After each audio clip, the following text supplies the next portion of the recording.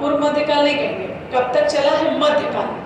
पूर्व की बात नहीं हो रही यहाँ पे, क्योंकि पूर्व तो यही आ गया ना, ऐतिहासिक काल, जोगीमारा, अजंता, ये सब पूर्व मध्यकाल के अंतर्गत ही आएंगी।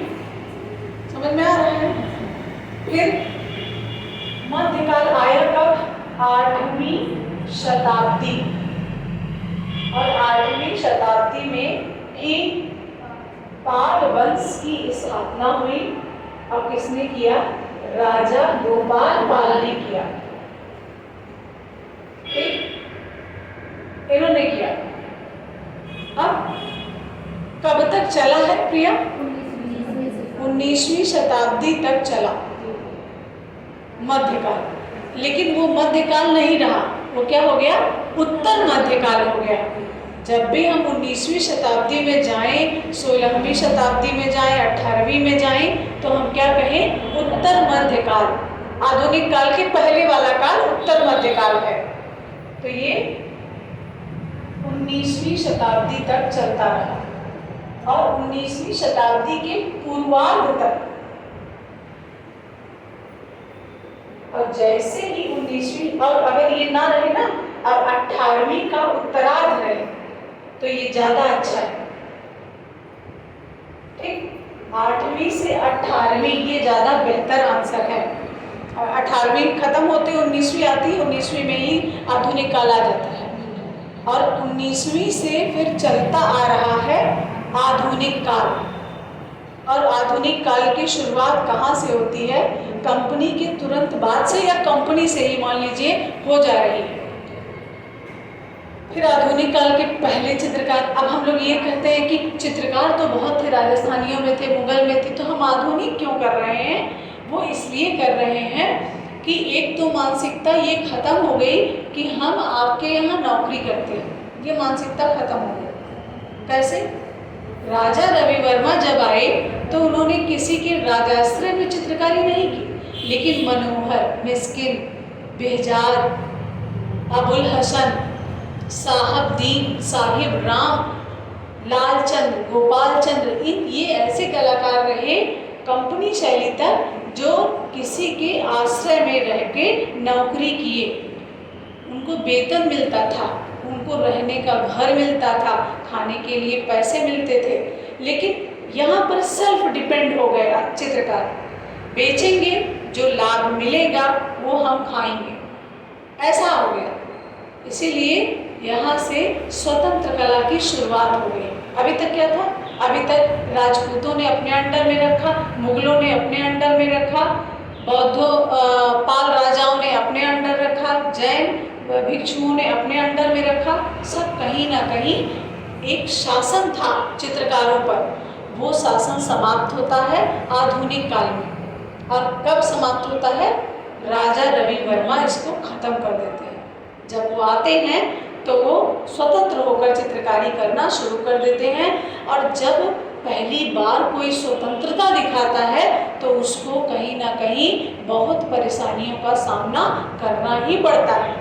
तो उन्होंने बहुत सी परेशानियों का सामना किया, लेकिन फिर भी आज भी याद किए जाते हैं। क्यों याद किए जाते हैं? क्योंकि अपने कृतियों के कारण, अपने कर्म के कारण, उनका कर्म कार्य क्या था? चित्रकारी था, उसके कारण याद किए जाते हैं। तो ये मध्यकाल में हम 8 से 18 कर लें, 19वीं शताब्दी का प्रारंभ हम आधुनिक काल करेंगे। अब तक का समय, ये आज का समय आधुनिक में नहीं आएगा, आज का समय समकालीन में आएगा। तो आधुनिक के बाद क्या आया? समकालीन आया। वर्तमान समय की कला को समकालीन कला के अंतर्गत रखेंगे, आधुनिक कला के अंतर्गत नहीं रखेंगे। ये बात क्लियर हुई?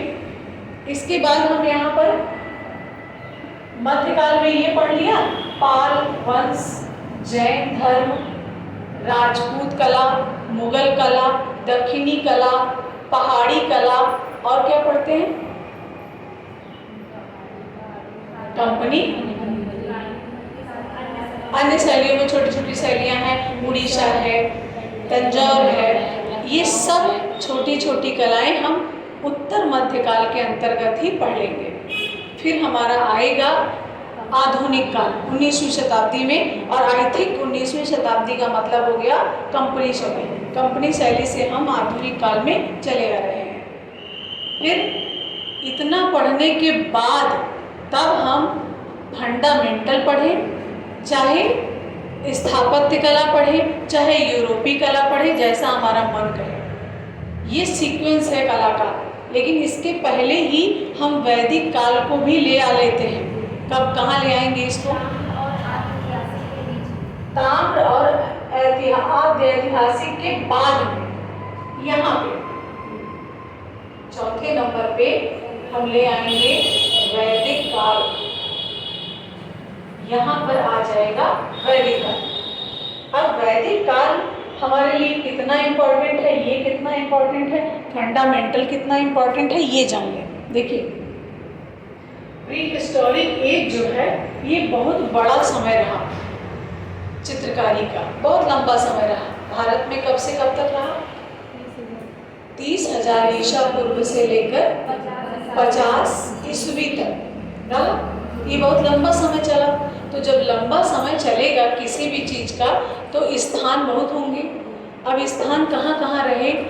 जैसे उत्तर प्रदेश, मध्य प्रदेश, छत्तीसगढ़, राजस्थान, झारखंड, बिहार, उत्तराखंड, जम्मू कश्मीर, ऐसे कई भारत के, कई विश्व के ऐसे देश रहे, ऐसे राज्य रहे जहाँ पर कलाएं अपना अस्तित्व बना चुकी थी, उसको पढ़ते हैं। और ये ज़्यादा लंबा समय होने के कारण बहुत स्थान मिले हमको, और स्थानों को पढ़ना है, उनकी खोज को पढ़ना है, उनके प्राप्त चित्रों को पढ़ना है, उन चित्रों की क्या विशेषताएं रही हैं, विशेषताओं में विषय क्या रहे हैं, रंग कैसे लगाए गए, इन सबको प्रागैतिहासिक काल में ही पढ़ लेना है।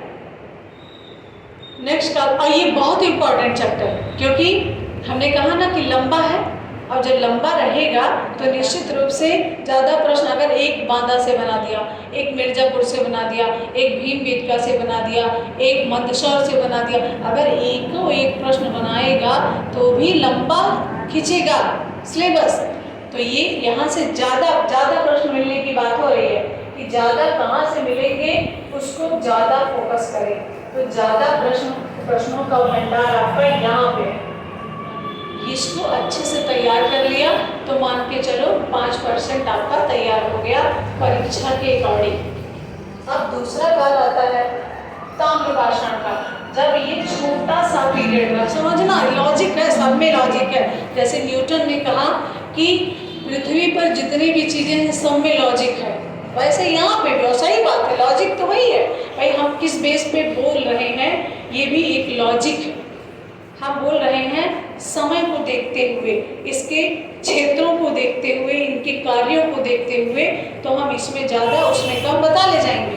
और पता ही नहीं है कि समय क्या कितना रहा, ये क्या है, तो उसको नहीं बता पाएंगे। तो यहाँ पे चित्रकारी का कोई मतलब नहीं, तो इसको पढ़ना भी नहीं। लेकिन एक लाइन में जानना है। क्यों?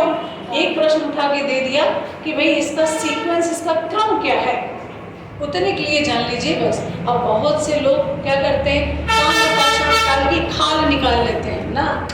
मुझे नहीं आता ताम्रपाषाण काल के बारे में, मुझे बहुत जानकारी नहीं। क्यों नहीं है? क्योंकि आज तक हमने इससे कुछ देखा ही नहीं, जाना ही नहीं। इतना ही जाना है कि इसका सीक्वेंस क्या है, तो सीक्वेंस भर का बहुत है।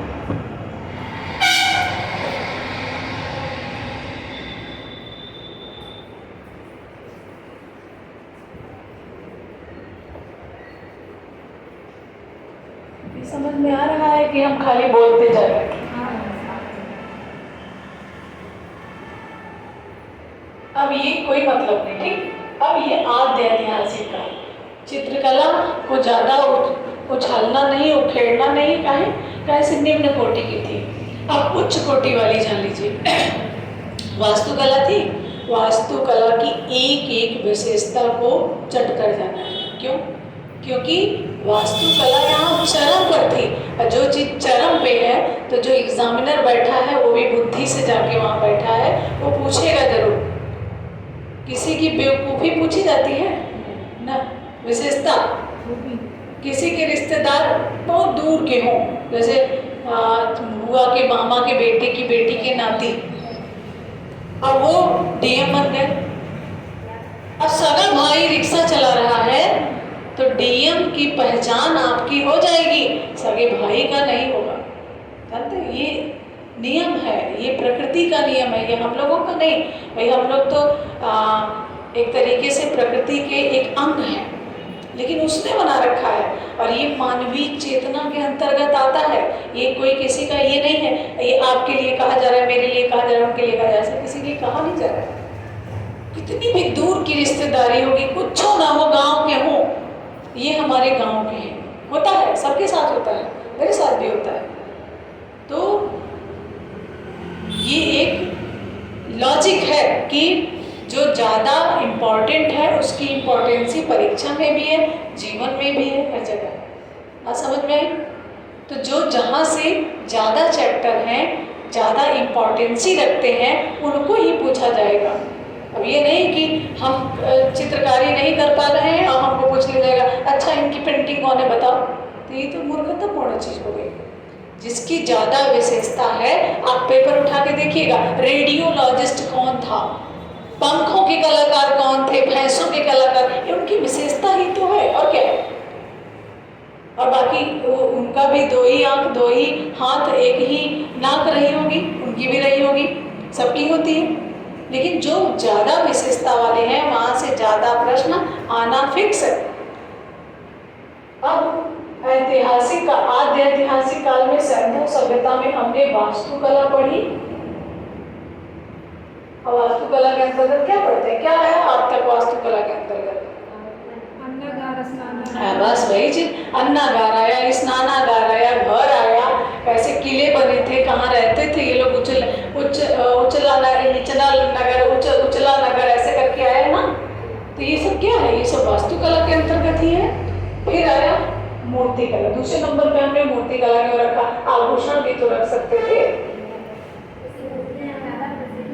मूर्तियाँ बहुत सुंदर बनी, समय के हिसाब से सब, सोने की भी मूर्तियाँ इन लोगों ने बना डाली, चांदी की भी बना डाली, कांसे की भी बना डाली, तांबे की भी बना डाली, सबकी मूर्तियाँ बनाई, मिट्टी की, सबकी, शीशे की मूर्तियाँ तक बनाई जाती थी।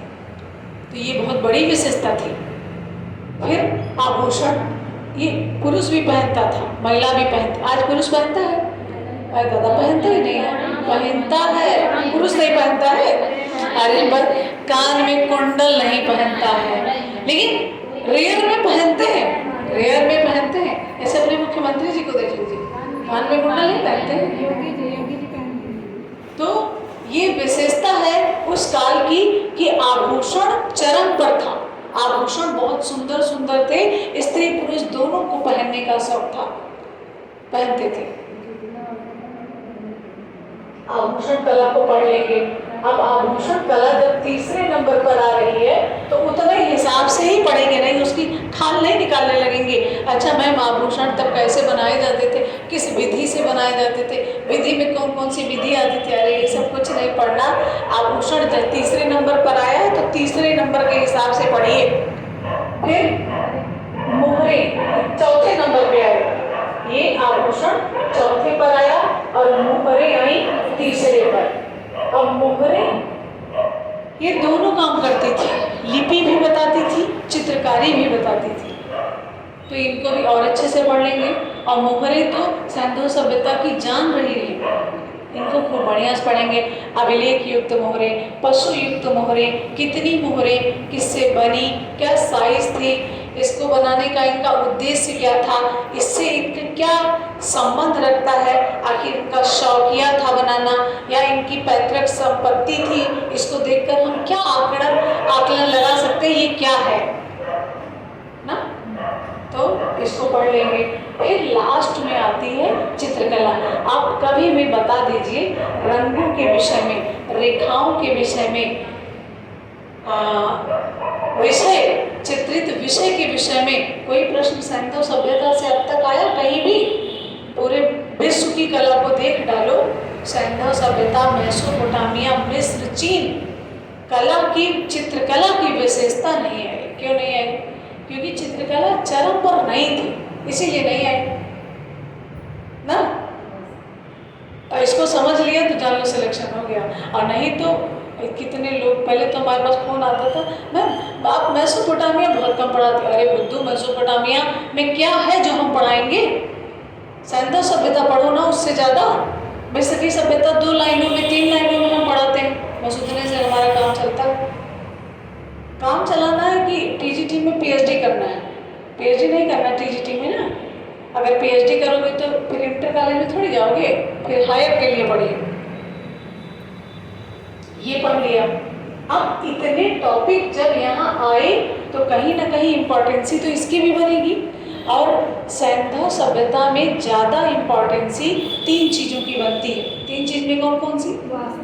वास्तुकला, मूर्तिकला और मोहरे, इनकी बनती है।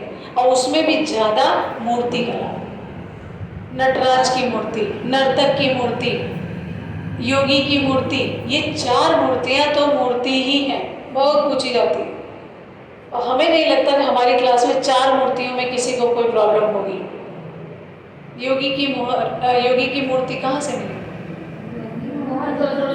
कौन पता है? जोगी वाले से।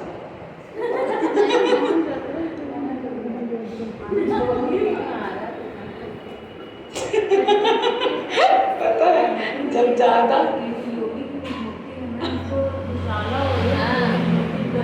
भाई दुसाला ओढ़े क्यों कहा जा रहा है? उसकी विशेषता है।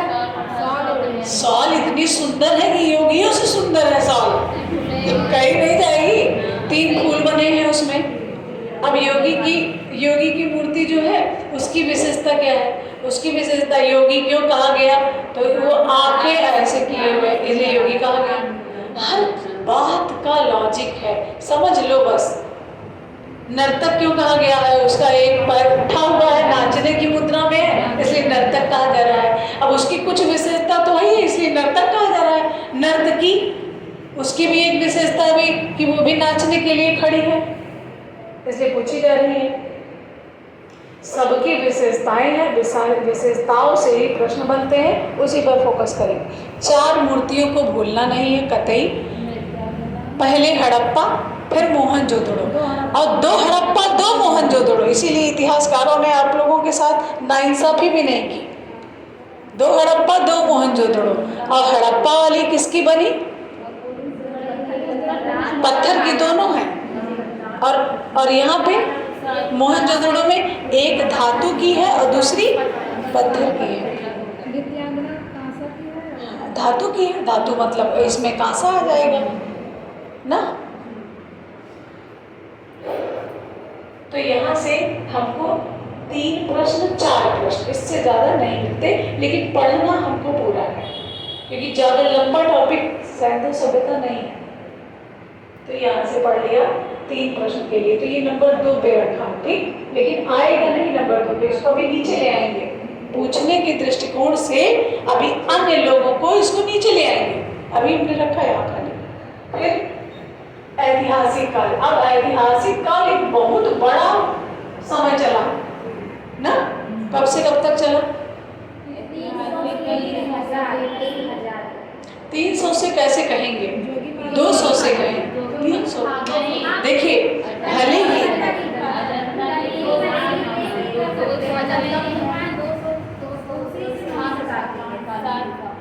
दूसरी से 9वीं शताब्दी 8वीं शताब्दी वो चल रही, 200 से चला आया, एक लंबा समय खींचा ना।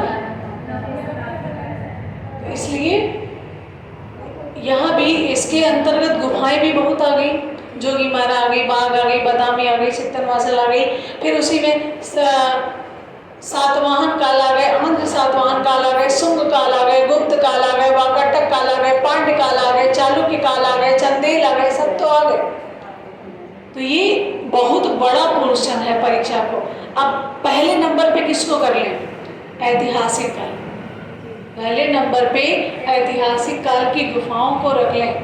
जितनी गुफाएं हैं अच्छे से पढ़ा लें। अजंता से ही 4 प्रश्न दे देगा, 2 प्रश्न दे देगा, बाघ से 1 दे देगा, बादामी से 1 दे देगा, एलोरा से दे देगा, एलिफेंटा से दे देगा, कनेरी से दे देगा। अगर इन सबको हम देख लें तो हमें 7, 8, 10 प्रश्न से कम नहीं मिलेंगे। तो ये सबसे बड़ा टॉपिक हुआ। फिर प्रागैतिहासिक काल है। अब हम तीसरे नंबर पे अभी रख ले सिंधु सभ्यता। फिर इसके बाद हम लोग क्या पढ़ते हैं, मध्यकाल। मध्यकाल में पाल जैन। पाल जैन में जूझना नहीं, शैली जूझना नहीं है। क्यों? क्योंकि बहुत नॉर्मल प्रश्न, विशेषता को पढ़ लिया और ज़्यादा लंबे समय तक चली भी नहीं। और ये कला पोथी में रह गई और कांस्य मूर्ति में रह गई। कौन सी? पाल। दो चीज़ों में रह गई, कांस्य मूर्तियों में रह गई और पोथी में रह गई। और ज़्यादा कहाँ रही? पोथी में रही। तो जो पोथी है ये इसकी कुछ तो विशेषता होगी पोथी की। बनी कैसे, कहाँ सुखाई गई, किस पर बनी है, कैसे लिखी गई है, इसको सुरक्षित करने के लिए क्या लगाया गया होगा, फिर ये कहाँ अभी तक हम देख सकते हैं, इतना तो बन ही गया। और उतना ही जैन में पढ़ लेना है।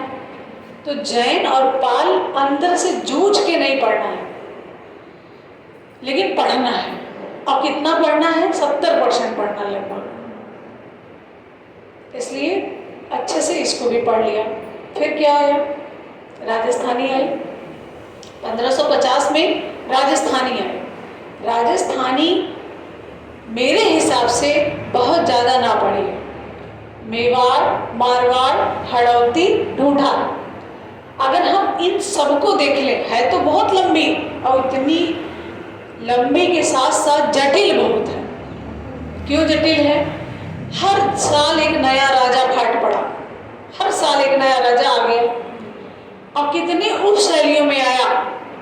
मेवाड़ में उदयपुर, नाथद्वारा, चित्तौड़, चामुंड, सब में तो एक स्थान से कम 5 राजा, 10 राजा। इनको पढ़ने से अच्छा है हम इससे बड़ा चित्रकार, 50 चित्रकार हैं, 50 से 50 क्वेश्चन तो मिल ही जाएंगे। इसको पढ़ लिया ना, तो जहाँ ज़्यादा लाभ है वहाँ जाइए। जैसे बहुत से स्टूडेंट क्या करते हैं कि लाभ ज़्यादा है लेकिन फीस बहुत ज़्यादा है, वहाँ नहीं जाना है। क्यों? क्योंकि फीस ज़्यादा है। और जहाँ लाभ कम है और फीस भी कम है, वहाँ जाए। मूर्ख लोग होते हैं ना, जैसे टमाटर 10 रुपये किलो, चिल्ला रहा है सड़क पे, ए भाई टमाटर 10 रुपये किलो, और वहीं बगल वाला टमाटर 20 रुपये किलो। तो जो 20 वाला है उसको कोई डर नहीं। क्यों नहीं डर? क्योंकि उसके टमाटर बढ़िया हैं, फ्रेश। और जो 10 वाला है वो सोच रहा आज तो बिक गया तो बिक गया, नहीं इसको कल हमें फेंकना ही है। तो हम कहे 10 के बजाय 8 हम ना बेच ले। अब हम गए, दोनों टमाटरों को देखा, हमने कहा यार दुगना दे रहा है ये सही नहीं। और उस टमाटर को वो फेंकेगा कल तो हम भी फेंकेंगे कल है। हम आज थोड़ी फेंक देंगे, कल फेंकेंगे हम भी। मैंने भी ऐसा किया है, देखा है, खरीदा है। जैसे टमाटर लेने गई और 60 रुपये किलो बता रहा था, अगला कहा 30 है, मेरे ले लीजिए मैडम। हम कहा बहुत सही कह रहा है।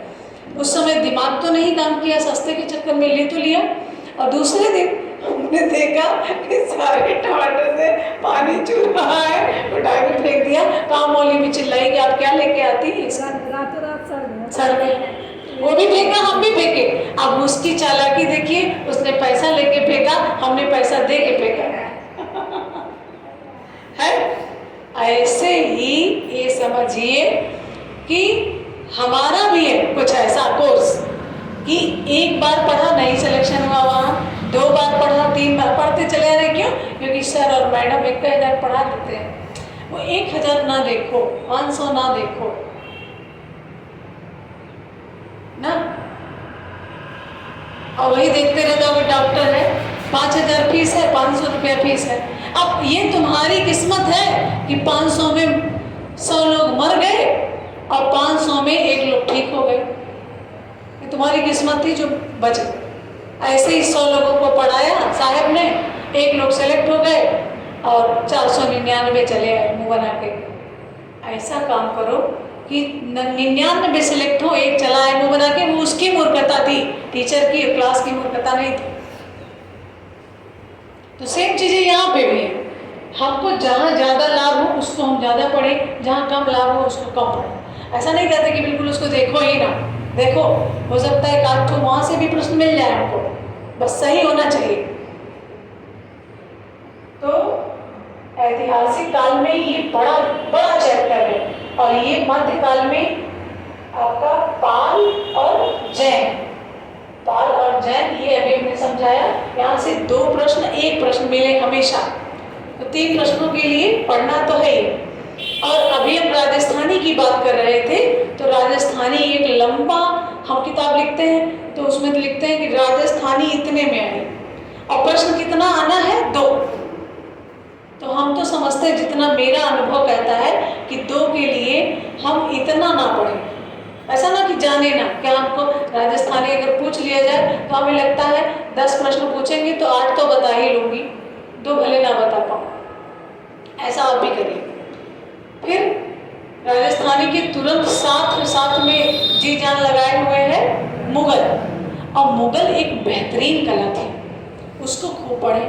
अकबर, जहांगीर, शाहजहां, हुमायूं, बाबर। और पता है, जब हमको नहीं पता था कला के विषय में, तो हम शाह रंगीला को पढ़ते थे, औरंगजेब को पढ़ते थे, फारूक को पढ़ते थे। क्यों? क्योंकि नहीं पता था। तो जब काम ही नहीं हुआ वहां पे, तो उसको क्या ही पढ़ना।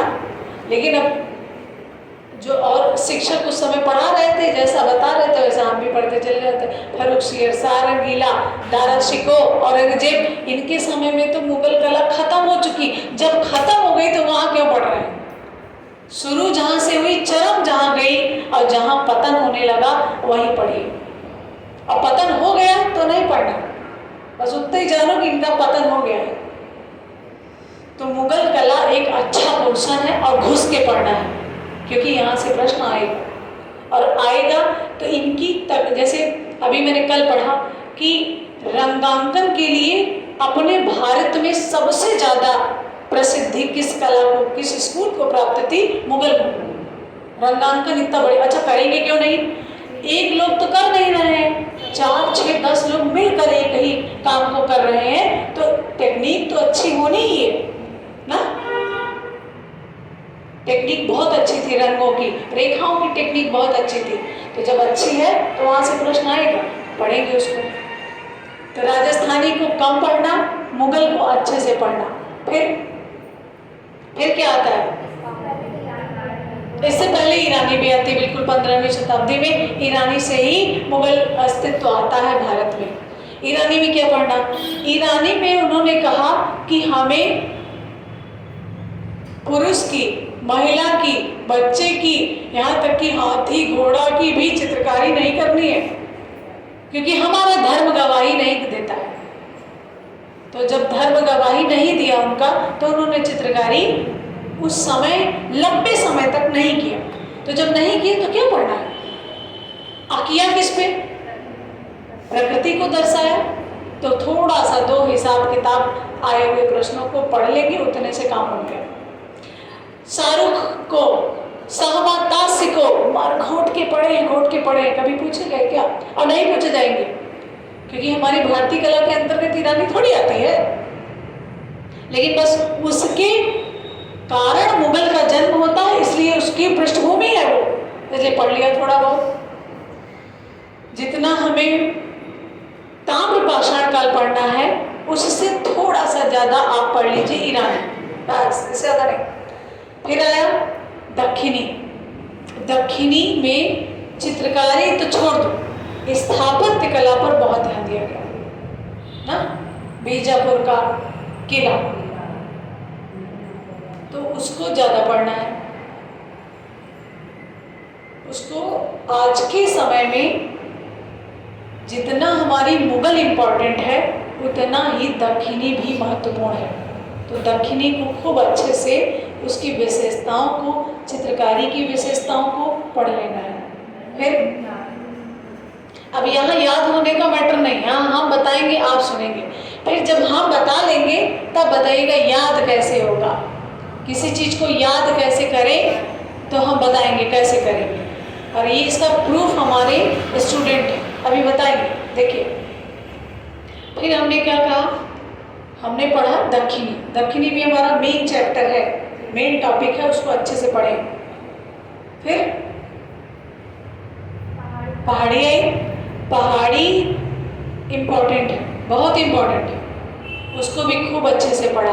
और उसमें भी पहाड़ी की जान कांगड़ा, कांगड़ा से एक प्रश्न आना ही है।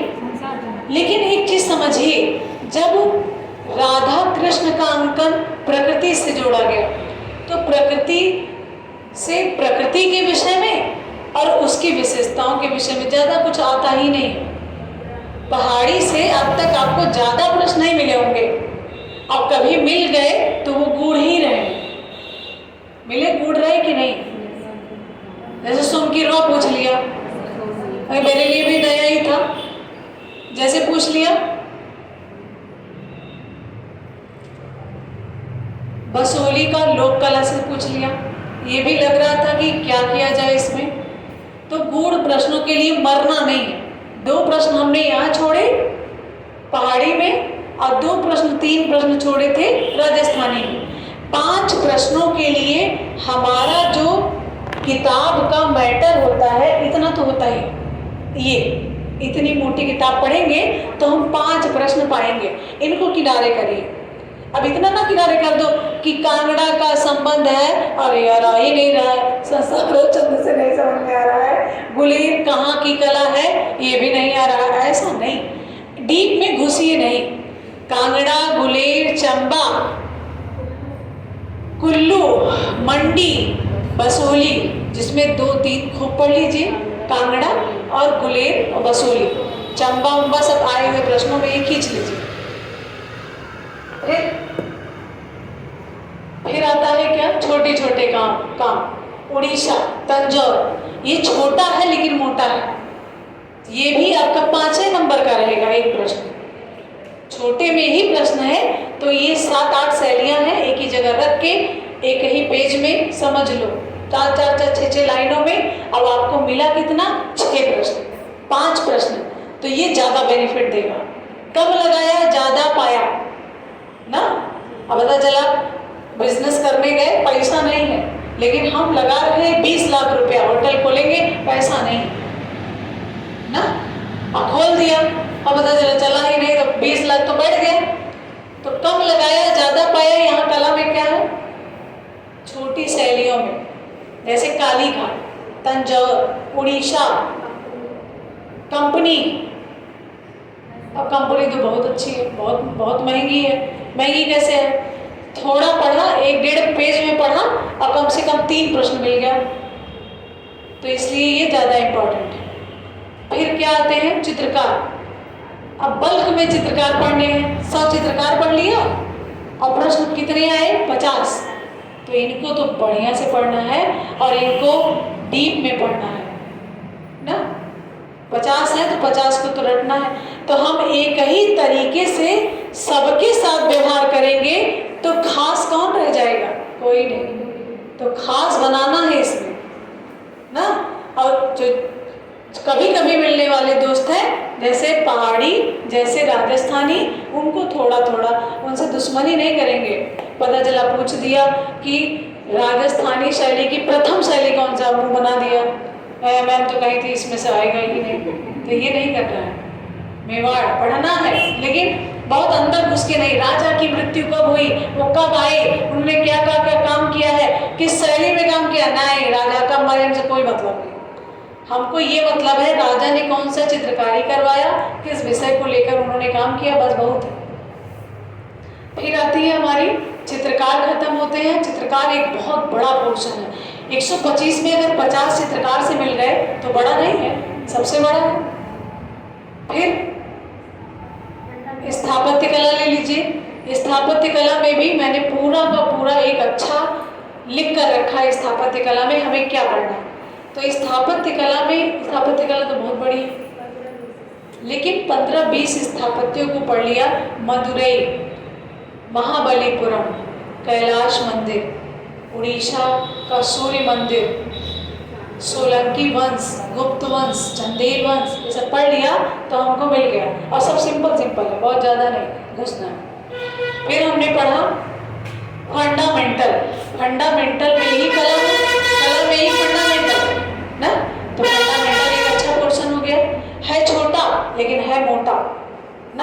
जैसे अन्य शैलियाँ थी, अरे ये तो बहुत सरल है, सरल तो है ठीक है, लेकिन प्रश्न भी तो मिल रहे हैं। तो फंडामेंटल एक अच्छा चैप्टर है, उसको पढ़ लिया, थोड़ा यूरोपी पढ़ लिया। अब यूरोप भारत से बहुत दूर है ना, तो दूर ही आएगा, बहुत घुसेगा नहीं। अगर हमने 5 प्रश्न वहाँ छोड़े थे और 7 प्रश्न छोड़ दिए यूरोपी में, नहीं आ रहा है, हमको यूरोपी नहीं आता, हम नहीं पढ़ेंगे, ठीक है ना पढ़ो। 9 प्रश्न 7 प्रश्न के ऊपर अब तक टीजीटी में यूरोपी से नहीं आया, तो 7 या 9 रख लो, बहुत आ गया 9 और 5 कितना हुआ 14 प्रश्न, और बचे कितने आपके पास 116